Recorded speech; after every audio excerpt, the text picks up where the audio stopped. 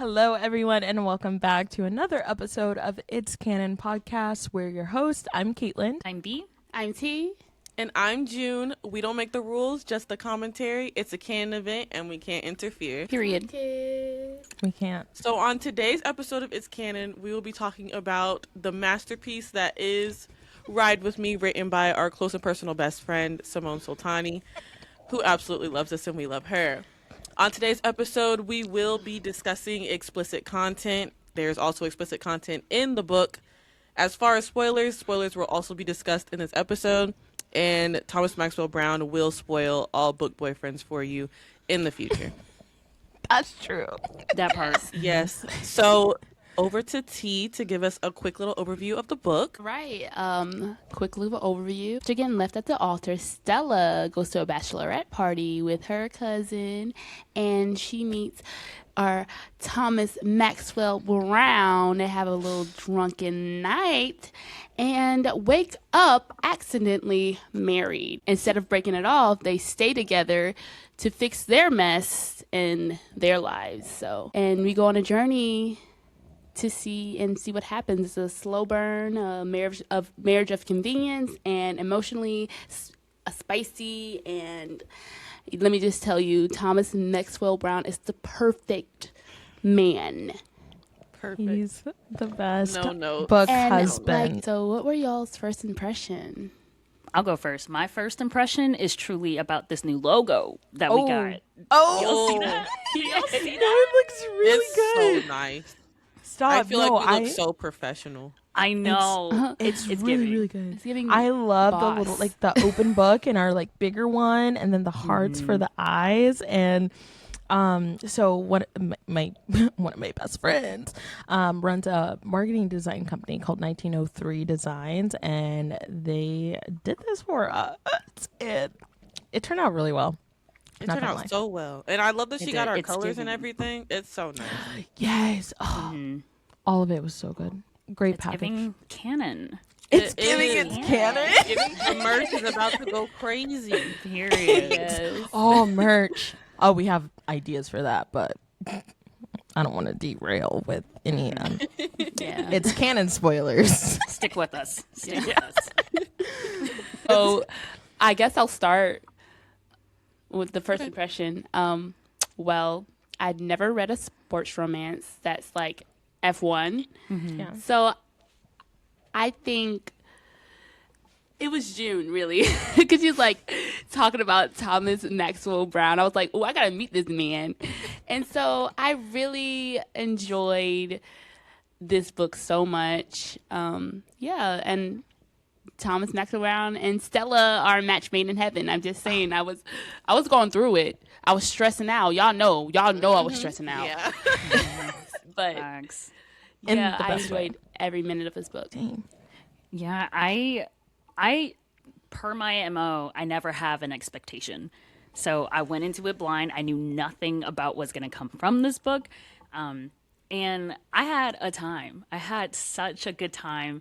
I fell in love with almost every single character, with the exception of one. We know. But outside of just the plot of the book, Simone Soltani just has a way of like really capturing a reader's attention. And it was so easy to consume. It was like the right amount of description, and it was very well paced. Like it's one of those books that you could really read in like one sitting, and it just satiate your appetite. And a special shout out to my man Thomas Maxwell Brown. That man, he set the standard. That's #1 book boyfriend right there. Oh, he's so beautiful. I agree. What about you, Jen? My thoughts are Thomas Maxwell Brown, and Thomas Maxwell Brown. That man is sheer Say it one more perfection. time.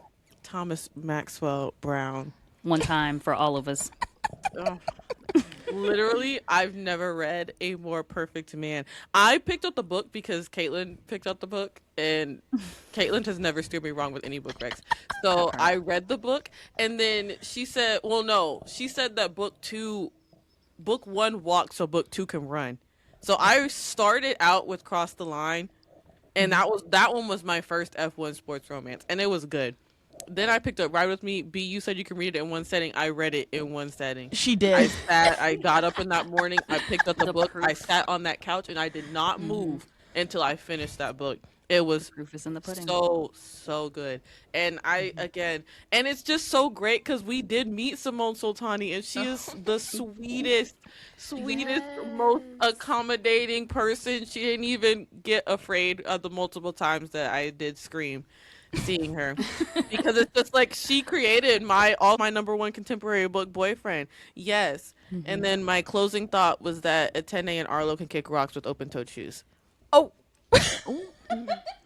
I would say more. She jumped right into the thick of it. I would say more harsh things, but yeah, no, I have a lot of choice words. Yes, for both of them. Yeah, open-toed shoes is crazy. I know that is oddly specific. I do have a phobia of seeing men's toes. Me too. That's where I need it. That's for a different time. I hate it. It's only acceptable at the beach. It's only acceptable at the beach, and barely even then. Yeah. Not her expecting them to wear like crew socks. No, I don't even want to do it. I want them to wear the little water shoes. And not the ones that have the toes, like the actual. No, not the ones not that the have webbed the toes. feet. Not Ew. those. Yeah. Honestly, they're giving webbed feet. Truly, They really are. They might as well Reptile. be creatures. Both of them. No, stop. Reptilian dirt bag. Okay. Sorry. Okay. Caitlin, Yeah, your well, thoughts. Yeah, so my first impressions of Ride With Me, I did receive this for my birthday from B, and because I am a chronic rule follower when it comes to the orders and interconnected standalones, I can't. I did start with Cross the Line, but when I got to Ride With Me, I said, this is it. This takes the cake. I will amend everyone else's statements. Thomas Maxwell Brown is the book husband, not just the boyfriend. Yeah, You're that right. part. You That knew part. that. That part. He's Yeah. a book husband. The Book acts husband. of service, the just Into it, Caitlin. words Feed of us. affirmation, Feed us. like the everything that he does. Simone Soltani, we've said this before, knows how to write an MMC. Like if you've seen any of our reviews on this book on like TikTok or anywhere else, like she knows how to write a green flag man, and the bar has been set. But yeah, those were my first impressions. I loved every single second of it. I ate it up so fast, and I was so glad when all of y'all read it as well, because I didn't have anyone else to talk to. I would like to say that upon finishing the book, I did send a voice memo to Caitlin, and I said that if Thomas Maxwell Brown was literally like, I have no notes to the point that if he came out of the book and asked me to marry him, there's no if answer, but like I literally like with every book boyfriend, there's somebody, like there's something that I can pick out and be like, okay, this is one thing that I would tweak, and he'd be perfect. There was literally nothing I could tweak about Thomas. Literally nothing. No. Honestly, Yeah. Same. Yeah, That's Same. real. I agree. He that boy is hands mine. down might be the most perfect man I've ever read. And I think that's what makes him like incredibly unrealistic. But he is, in fact, there was not one flaw. Not a single None. one. Zero. Yeah. That man was Like compassionate. there were moments in the book where I'm just like, oh, he's gonna snap on Stella. Like he's so overwhelmed and just so overcome with like emotion that he's going to just like snap. But I was waiting for it, and I don't know if that's like toxic of me to think that way, because like typically when people are just so overwhelmed with like anger or like things aren't going their way, you just anticipate like a reaction, like an outward reaction, and she's just like, hey, what's wrong, and he's just telling her like, this is what's going on, and he's so good at communicating. Yes, he knows And, how to like, communicate. Yes. He knows Like, how to communicate. He did not hide from her in any fashion. Like he was open and very transparent and like understanding. And and in that moment I'm like, oh yeah, no, this don't happen in real life. His Like, people are EQ not like this. was high. His EQ was Oh, high. facts. He Absolutely. And to come from the background that he came from is like, it makes you, I'm like, who are you? Where did you come from? I know you came from Simone Soltani's mind, but like, do you exist in real life? Because his backstory and then how he is as a person and how he shows up for the people he cares about.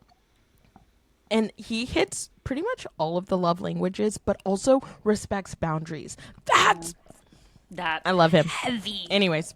Heavy on that. I just love he just appreciates everything. He appreciates her, like, in the best way. Oh. And, I mean, down to, like, his attention to detail, stocking the kitchen with her necessities. Personalized, in her favorite color. In her favorite color that is limited This man has known her edition. all of how long? You know what I mean? If he wanted to, he would. That part. And that then, part. Is it just me? Did anybody else get a little irritated with Stella? Like, I tried my best. Yes. She just, why are you fighting it, baby girl? He's Why? a good man, Savannah. Yeah, literally. She actually did upset me because after I finished the book, I did pray. I said, God, if you have somebody out there for me, if all of Thomas Maxwell Brown's traits, literally mimic it and put it in a person, please. So the fact that Stella was up here irritating not irritating him, but making questionable decisions, and like just fighting it every chance because she was like, we had our one night, let's just leave it at that. Girl, what? And, part of me understands because I feel like as a Black woman, you kind of create these walls and these barriers. And, like, I feel like from her upbringing, like, I don't know if it's like an expectation thing. Yeah. Maybe she was just scared to disappoint Thomas. And, like, she wanted to make sure she was in the best position in her life mentally to be able to give that to him. And maybe she was just in that frame of mind, like, he deserves better. And I feel like she kind of indicated that a lot. But at the same time, it's like, girl, this man done gave you your groove back, Stella. Don't run. Stella got her groove back. No, but also, you started playing that reggaeton. She should have known. Right? Stop.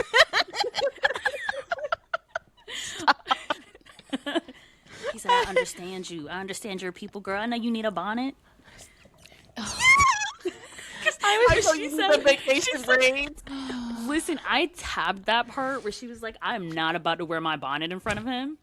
I was like, ooh, that's like the so universal real. experience. I fear that is a canon event for literally. Black I women. said Simone did that for us because we've all experienced that. Like the first night, It's a little scary. But I will say also, and we'll just maybe go into plot chemistry because we're on a roll here, and then go into its canon. Or is it canon question of the episode? But I did want to also contribute to what you were saying, B. She was also scorned by love. Like, she was hurt pretty badly. So it does make sense why she had some walls up and why she didn't know if she could trust. Because for a good amount, she's still healing from her previous love and trying to figure out, is it, like, it's that fine line when you just get over a very, very bad and, in her case, public breakup where you feel very embarrassed or emotionally vulnerable. Should I focus on myself? Like, I don't need a man. I'm going to be single, blah, blah, blah. But then you have this really good person. But then at the same time, that person kind of looks like the past person in a sense. And because that's how it started off for Stella. It was like a slow creep for her to figure out who her ex actually was. So there were a lot of fears in there, a lot of walls being built up. But then on top of that, just like her being a successful Black woman, she's got a guard up. She has her walls up. Yeah. But also, when somebody appears too perfect, you kind of do think, like, is it true? When's the other shoe gonna drop? But I had a friend tell me this years ago now, but I was saying something to that effect, and she was like, listen, if you start thinking that and believing that, it will happen. So don't wait for the shoe to drop. Like, have that glass half full to the best of your ability, like, or at least try to see your future being bright because I mean, we have to be realistic. There are terrible things happening, and it's not gonna. You're not turning a blind eye to that, but always waiting for that shoe to drop. Then it will drop because you're looking for it. Yeah. If you're looking for a pin to drop or a sound in the silence, you will hear something. Oh, for sure. In this case, Thomas was not going to allow that. I was about to say there was nothing for he him to drop. stayed. He was going to catch that shoe. He was going to slip it onto her foot like Cinderella. Kind of reminds me of another quote that we talked about in the Battle of the Book Boyfriends, but it's okay. We'll just keep going. I'm still trying to convince June. Voted out, but I'm still trying to convince June. Even in your darkest moments, I'll be here. That's Thomas Maxwell Brown coded, but that's okay. You're my gravity. Sorry. You're my gravity. It's B. It's Zayden. No, it's how you say it. What if we made an It's Canon, You're My Gravity, no context type of sticker? No, I did kind of while we're talking about our first impressions, maybe even doing a deeper dive into what we thought about the writing style, the plot, the characters, and their chemistry. Because Marriage of Convenience, especially off jump, you wake up with a ring on or a donut ring on your finger in this case. That can be hard to pull off. But what did y'all think while reading this book about Simone's writing style, how the characters progress throughout, even the side characters? What were y'all thinking while reading the book? When it came to the writing, I think it was well written, and B said, it was easy to consume and read through. I really liked her comedic timing. I was cracking up at the part. Every moment, it's dang, that was so perfect. And I can visualize a movie, a scene. It gave movie. I could see this played out as a movie for real.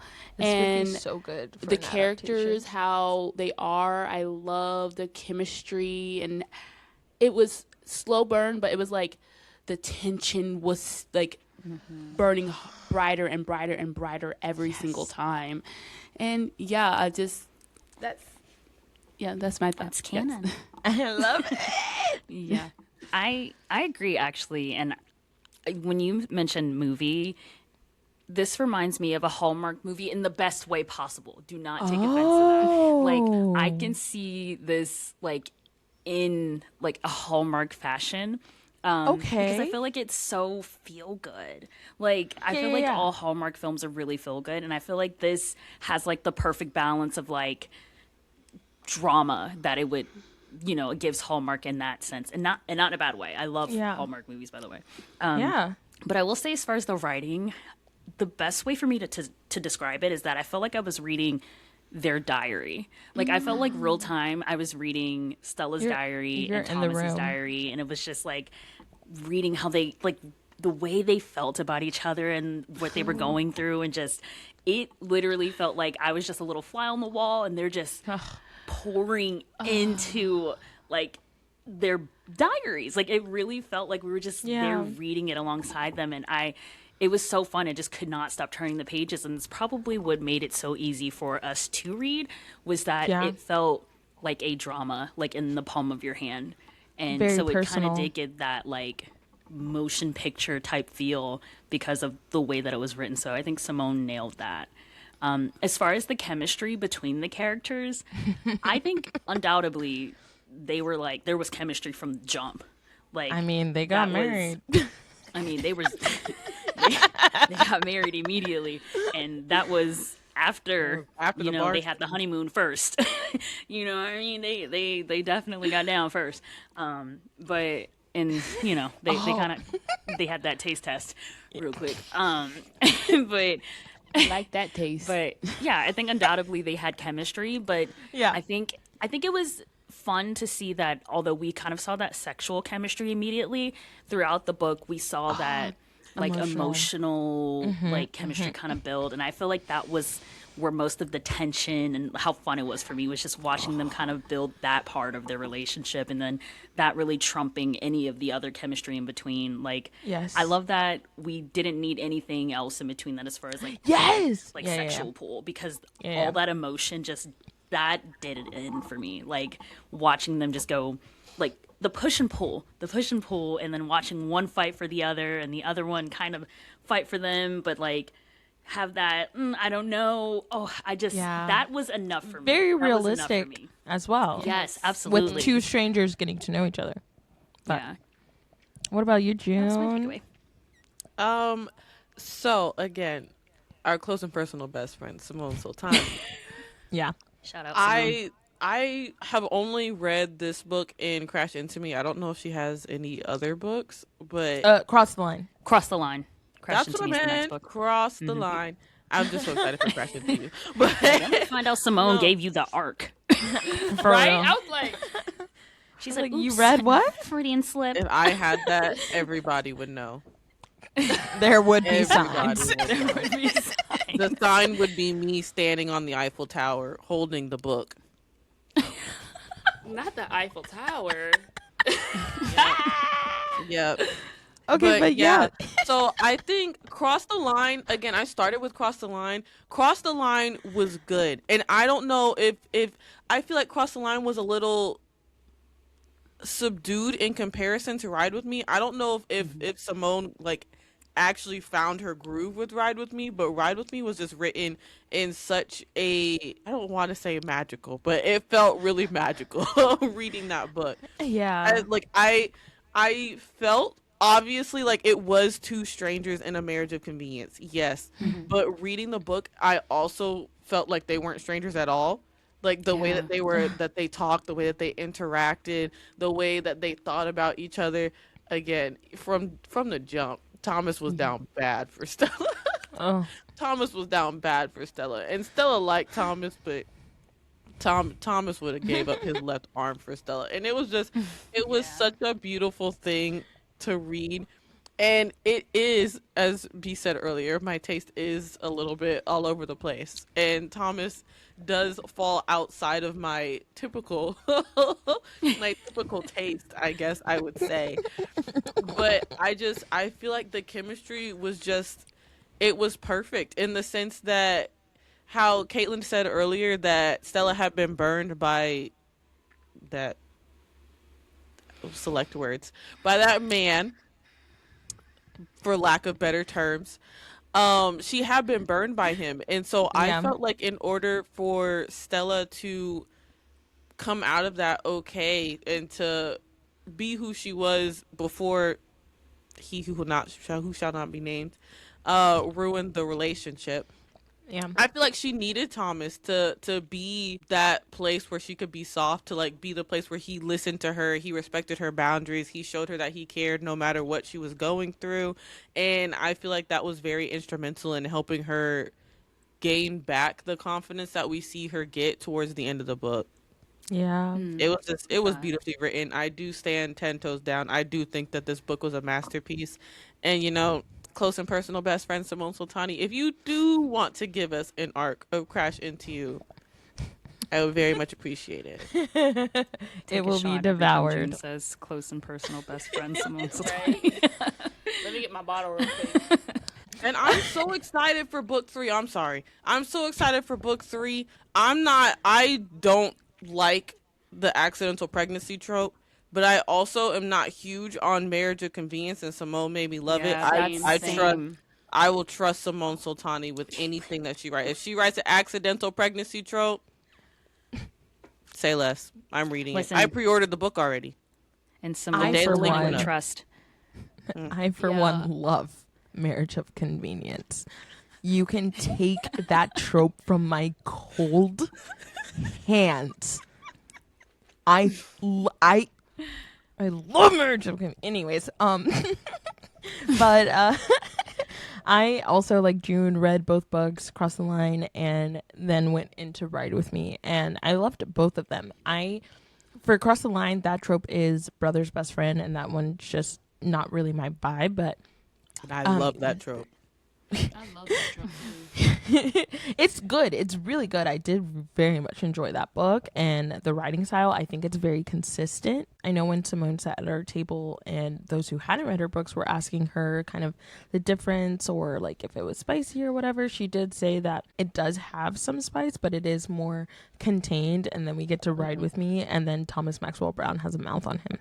But I loved the writing style. The banter was very good from page 2. Whenever they get introduced, the banter goes off, like, and then we even get a bathroom phone call to the girls moment with Stella, and just being in both of their POVs, because it is dual POV, you get more insight into what they're actually thinking about each other and what's actually going on and what they're saying.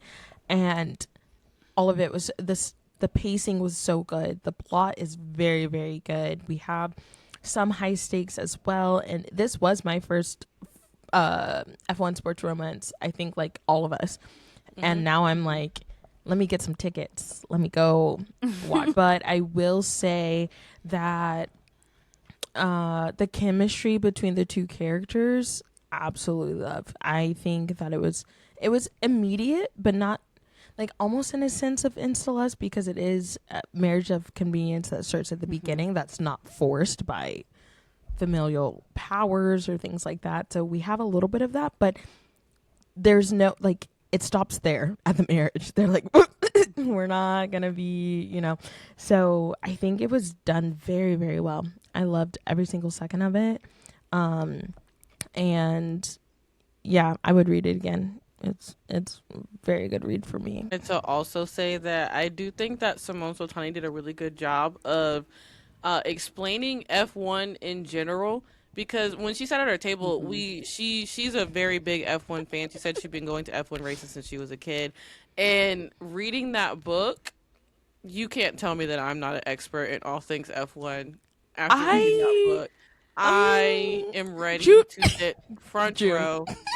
No, I don't want to hear it. No. I don't want to hear it. I don't want to hear it. I already know what you're thinking, Caitlin, and no. I do too, and I will not. No, it was the fact you didn't know what the car looked like. Oh, okay. That's never what I mind. was gonna did not say. know what you were thinking. Yeah. I should not assume. I showed you I said, oh, that's an F1 car on the TV. Oh, and you Googled it and you said, oh, that's what it looks like. I'm just trying to figure out why that needed to be brought up. I am an expert in all things F1. In conclusion, at this moment in time. In conclusion, we all need to visit the Grand Prix track and find an F1 driver who yearns. And speaking of yearning, I'd like to transition us into our It's Canon question. So something that has been picking my brain here. So yearning, right? Yeah. I feel like in the bookish space, we all have our different definitions of what we consider to be yearning. And I fear we've lost the plot a little bit here. I don't think a lot of these MMCs are, not even just the MMCs, but even some of these FMCs, they're not yearning in the way that yearning used to be. You know what I mean? I feel like yearning has kind of lost its grit a little bit. No one's actually truly yearning anymore.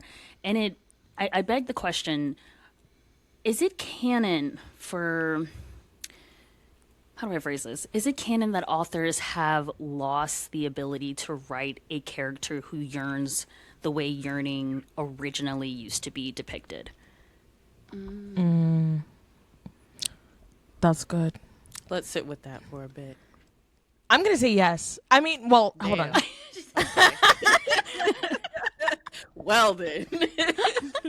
I heard what you were saying, V, and I do have some thoughts on that. I think that yes, it's canon that authors have lost the plot. I think it's more of a, how many tropes can I fit into this, or how can I get the girlies talking about the book, so I'm just gonna put everything in here. And then over the space of time, that becomes the standard. So now we have all of these trope heavy quote farming books with no action behind the characters, it's just how many quotes can I say that would be clippable or quotable to get someone to want to read my book versus the action behind the yearning, the like, I can't breathe without you, like I don't want to do anything on this earth if you aren't by my side. And that's like at its core what, like, I want you. And yearning is a step above pining, because you can pine for someone, I want you, like yada yada, but if I'm yearning for, I need you, and I have to see that in a book. Like I have to see that desperation. There's a desperation to it. So yeah, I'm gonna say it's canon. I like to piggyback off that because I also agree. And shout out to Apollo for this question, truly. Yes. But I think from what I've seen from the books that I've consumed, I feel like a lot of authors have started leaning into dialogue a lot. They're very dialogue heavy. And I feel like a lot of what they consider yearning is just words, as in like, this is just what the male is saying. And there's no action to back up anything. From what they're saying. They're like, I'll burn the world down and then proceed not to do that. And I feel like if you're gonna yearn, then you need to show me that you're yearning. And I feel like a lot of yearning is in the action and not in a lot in what they say. And that's my problem, because I feel like you can tell me all the things. You can tell me how I make you feel, what I could make you do. And if you're not showing me that, even if it's not you like physically harming, like, you can yearn in multiple different ways. And I feel like if you're not, at the very least, if you're not attributing that to your action, then you're just talking. And that is not yearning. And I feel like that's what people think yearning is. It's just speech. And it is, in fact, not. It's there has to be some sort of performance there. And you have to truly mean that. And like actually mean what you do, or do what you say you're going to do. They just don't do it. And I don't yearning. Yeah, we've lost it. It's gone. So it's canon for you as well. Absolutely. I was gonna say soft canon. Okay. Because I feel like I see what they're trying to do, but I feel like there's a lot of books with good yearning in it. Yeah. But on the other hand, there's books like what B said, a lot of dialogue and no action, no one standing on business. And then the other side, I'm like, well, this character did stand on business, and also in this story, they did stand on business. So I would say soft canon, because I do agree that we have lost the plot, but also some of them get it. Some of them do get it. So that's fair. Soft canon. Yeah, case by case. Yeah, no. That's very fair. That's, That's a fair take. Yeah. I'm going to agree with T. I do think that it is soft canon. I think that there are a lot of authors, well, I don't say a lot, there are authors that do get the concept of yearning correctly, i.e. our closer personal best friend, Simone Soltani. But I take a shot. I do agree with B in the sense that I do think that a lot, well, B and Caitlin really also I agree with everybody. I agree with everybody because I also agree it's soft canon. I think that when Caitlin said that it's a lot of trope heavy books and a lot of quote farming, I do agree with that, because I do feel like that's because a lot of the traction with books lately seems to be coming from social media. So having those 3 or 4 quotable moments in the book, and then they market it based off of those quotes, generate sales for them. Which, I mean, good for them, good for the author. But I feel like when we get the book, we're expecting that quotes level of yearning throughout the entirety of the book. Yes. So when we don't get it, we feel a little bit deceived. Mismarketed. And then, it's a little bit mismarketed. Because that's happened to me 2 or 3 times, and that book, one of the books, was absolutely horrible. But then the other thing that I wanted to agree with for B is that I do feel like it is mostly talk, but I would argue that in some of these books it's talk, but it's also not really talk about yearning. Like, I feel like there's a lot of books more recently, or maybe it's just the books that I've been reading. It's been tough, but It's rough out here. yeah, it's been rough out here, where it's marketed as yearning, but really all it is the MMC and the FMC talking about how sexy or how beautiful they think the other person is. Like, surface it's level. all, it's all surrounding it's looks. not yearning. Yeah, Exactly. It's just all about looks and, oh, like, I feel special when she look, like, I want to get her naked. Like, it's just like none of it is really none of it's really like yearning. It's just more so you're just verbalizing your sexual attraction. Yeah, Exactly. very lustful. Very that's lustful not up yearning. in That's here. not yearning. I was attracted to Michael B. Jordan. I'm not yearning for Michael B. Jordan. I feel like there's a difference. So I feel like I was yearning for Shamar Moore a little bit there for a minute. But but yeah, that's my thought process. I think that it is soft canon. I do think that I rely more so on the less mainstream authors, I guess I'll say, to get the more accurate in like what I interpret as yearning in my books.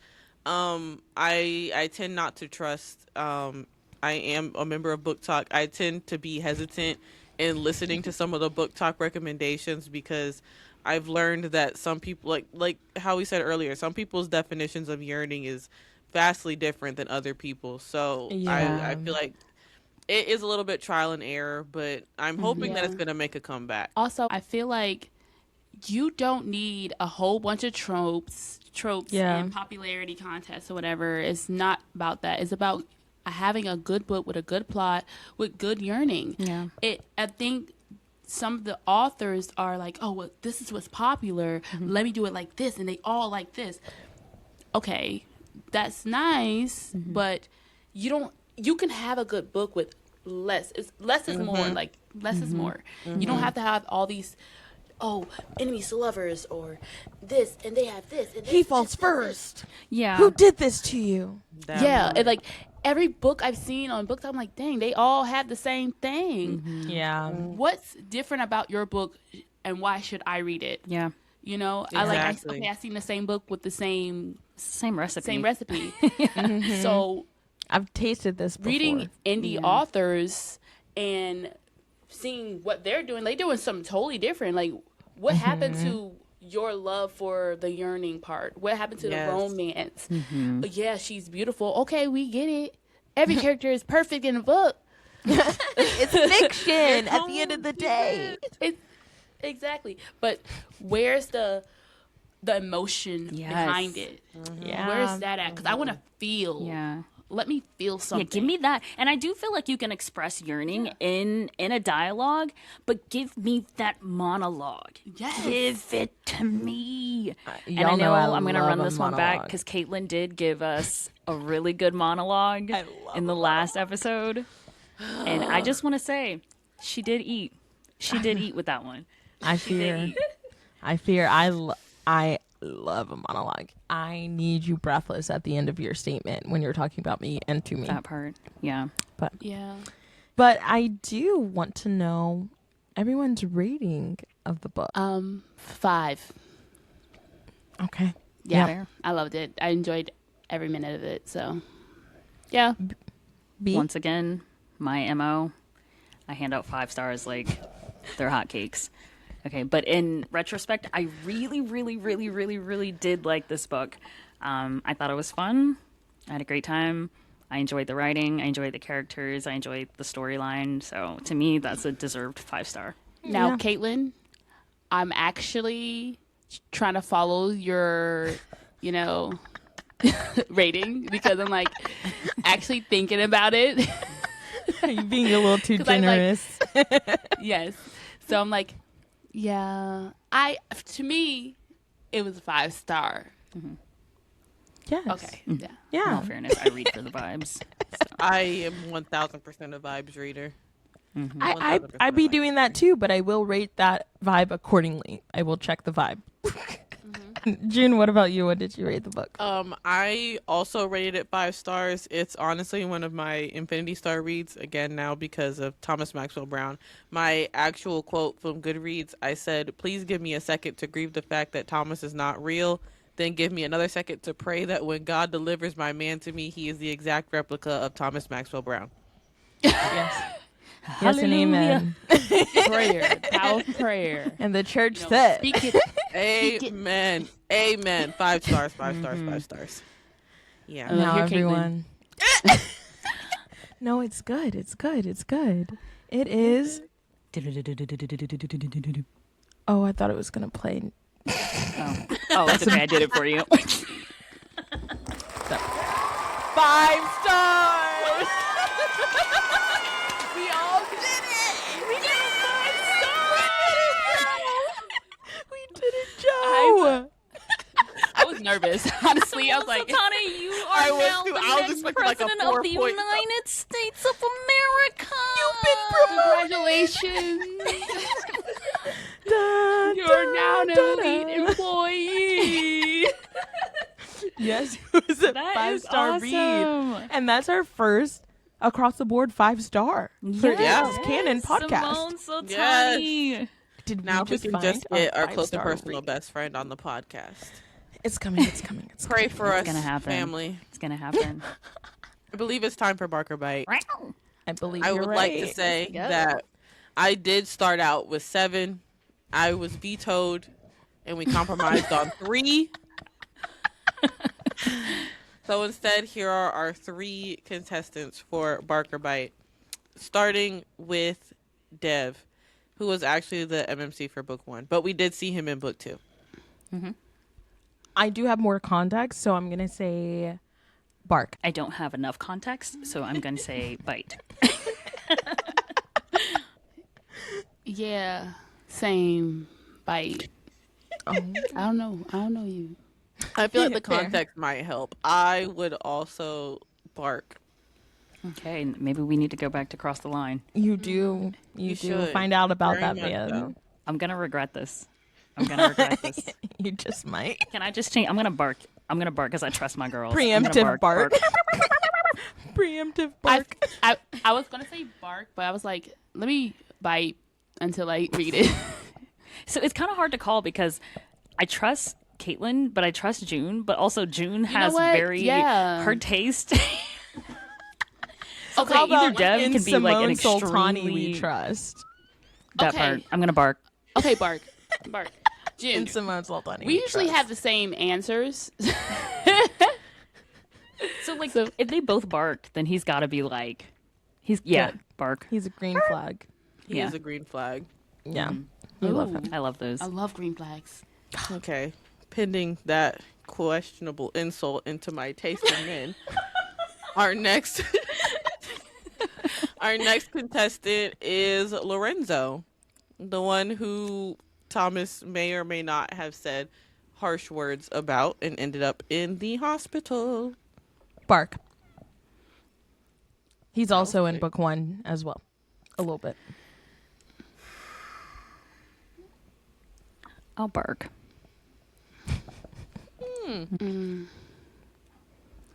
Are you? I'm gonna hold my tongue. I'll bite. Ooh, he's already in the hospital, so I guess. Caitlin! I'm so sorry. I'm a bite. Caitlin said they could take care of that. I too am going to bite. But he Just was 'cause so he's reckless. considerate. Huh? He's I don't- huh? He was reckless. It wasn't his fault. Okay. His All right. life. Yes, it is. That was entirely Not that his part. fault. Not that part. Not that part. Not that part. That's The okay. part where That's okay. like the outlash from that Thomas was getting, the backlash that Thomas was getting wasn't necessarily Lorenzo's fault. Is what? Oh I'm no, saying. not at all. But I think he's reckless on the track, and I can't be with somebody that's putting their life and other people's life in danger like But that. he's number 1. Whoa! No, Caitlin. Yes, because yeah. Wait. Yeah. Wait, whoa! Wait. You see, this is why. Can somebody Roll rewind the it clips. to my what I just said about June? Roll the clips. what I'm talking about. See, I didn't see all that. I think that's a very reasonable line to draw. We will remember that. We will remember that. Yep. Yeah, you be saying this stuff on recorded, like you be documenting. Just 2 episodes ago, you were talking about I want him to fight for me and da da da da da. And if he doesn't do that, no, that's violence reckless is okay. behavior. But like when you're risking your own life, and I have to Going after someone and claiming you will murder every single person, unalive every single person. That's not reckless? No, I feel like they have follow through. When they He's say trying that, to they're like he's trying to be number one. You kind of have to trying to be number one. It's a no for me. I think he was until he got injured though. It's a bite for me. If we look at the stats. But okay, what's the third one? The last one is actually the MMC for book 3, Crash Into Bark. You, Zaid. Bark. Except Immediately bark. Hold on. I mean, bark. Well, yeah, No, bark. here's the thing. Cut. I will bite though for the terms that I said that may or may not be visible on this episode. What about you, June? I'm barking. That man is number one. That man is the best at what he does. Hey, Yeah. B, how can we collect that bag? Well, the easiest way to collect the bag is to make sure you lock in with the pod. So make sure you're all subscribed to our YouTube channel on Instagram, TikTok, Amazon, all of the streaming platforms, etc. at It's Canon Pod. And the best way to collect the bag is to unplug and go read your book like a good girl. Every single time. Every single time. Oh, and that's canon. I was too caught up. And that's Canon. I was like, 1, is that 2, and that? 3. And canon. And that's The Canon. delay is killer. No, so what had actually happened was it paused on I you figured. saying like a good girl, and I was like, and everyone else was like, and I was like, yeah. So I had I a guess in feeling that that your case- like quality was starting to deplete, and I'm like, oh man, she's gonna freeze. But it's You had 'cause frozen. it's- Yeah, I think that's it'll- canon. yeah. That is It has to happen. Period.